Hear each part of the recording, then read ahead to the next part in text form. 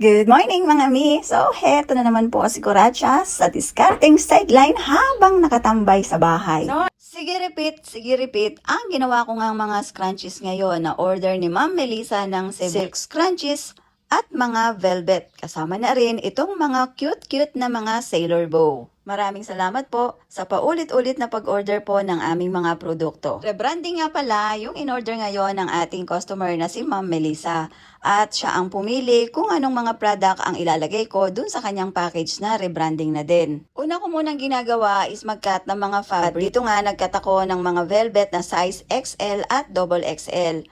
Sa silk fabric naman, ang ginagamit kong cutter is yung aking electric. Dito kasi sa velvet, medyo mahirap gamitin ang electric cutter. Fast forward na nga at natapos ko na ang mga order ni ma'am at ipapak na natin para maipadala na sa kanya. At syempre, hindi mawawala dyan yung tinatawag na rebranding na kung saan ang nakalagay dun sa etiketa is ang kanyang logo. Walang kawala ang buhok ng mga customer ni client dito dahil ang gamit kong garter ay braided at ang ating garter ay tinatahi gamit ang kamay or gamit ang makina na din. Kasabay ng pagpapak ang pagbibilang at pag-check na rin ng etiketa kung lahat ba ng mga scrunchie na ipinapak ko ay may kanya-kanyang etiketa. Minsan kasi, alam nyo na, nakakalimutan kong ilagay yung etiketa, dire-diretso na lang ang ating pagtahi. At dahil malaki yung plastic na ginagamit ko sa pagpapak, isinama ko na din dyan yung XL size na velvet. Oh, grabe, ang ganda ng velvet talaga.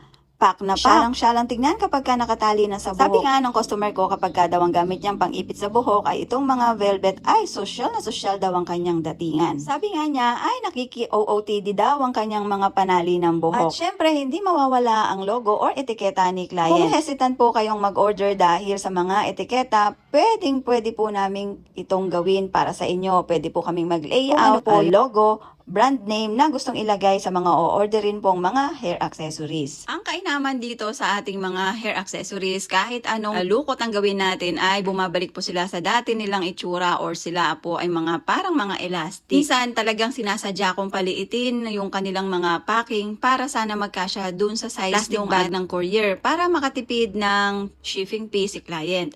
At sigurado naman ako hindi naman masisira or mabubutas yung mga scrunchie na pinapadala natin dahil makapal yung telang ginagamit ko para masulit yung paggamit ng ating mga customer sa ating mga product.